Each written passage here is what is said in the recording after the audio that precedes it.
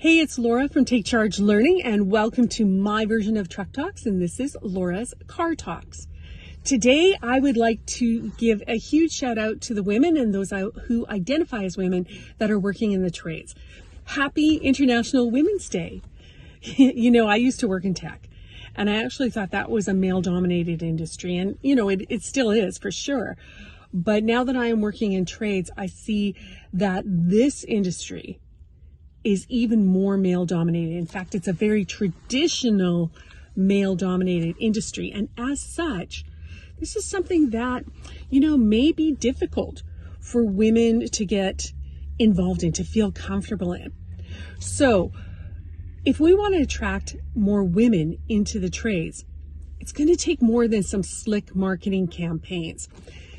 Before I get into a couple of steps that you can take as an employer, let's examine why you might want to do this. Why would you even want to seek out women to work in your workplace? Well, firstly, it's the right thing to do. I mean, you know, we talk about equality, we talk about all kinds of offering opportunities to everybody, diversity in the workplace, etc.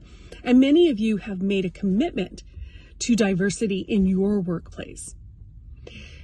But there is something that's even more businessy than that, you know, more brass tacks than that. And that is that we as skilled trades-based industries are facing a real shortage of qualified skilled technicians. And anything that we can do to deepen our talent pool will only be beneficial to us in the long run. So women and those who identify as women, well, that's a real untapped resource in the technician talent pool market.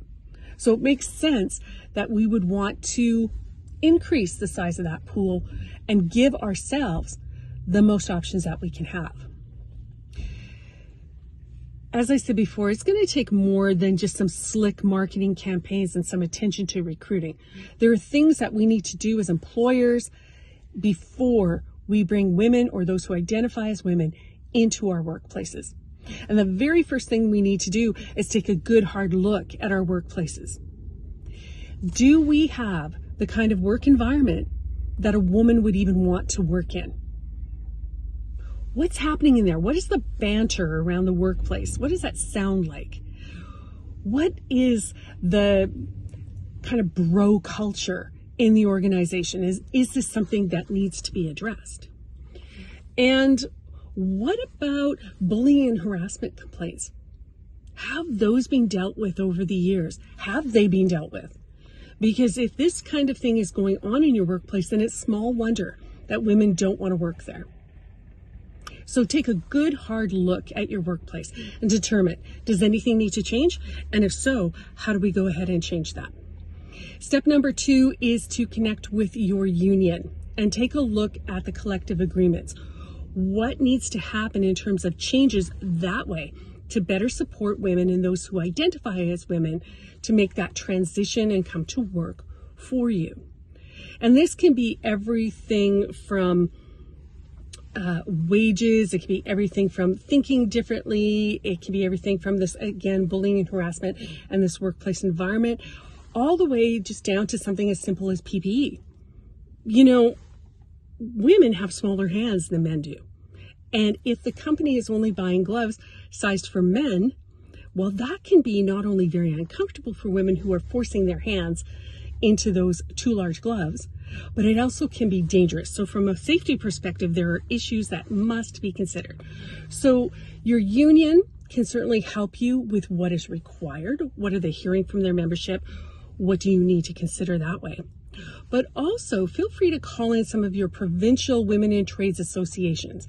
In British Columbia, here in Vancouver area, we have the BCWITT, which is the BC Coalition for Women in Trades and Technology. And I know Karen Dearlove and her team would be happy to help you out with resources.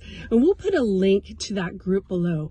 And I also know that there are other provincial associations across Canada that you can tap into if you're not in the BC market. Again, we'll put some of those links in the comments below, and feel free to consult them. They have fantastic programs, and they are absolutely willing to serve as a resource for you in your workplace. So start that way. Feel free to give us a call too, and we'll be happy to share what we know and who we know with you to help make this transition better for you and better for the women in your workplace.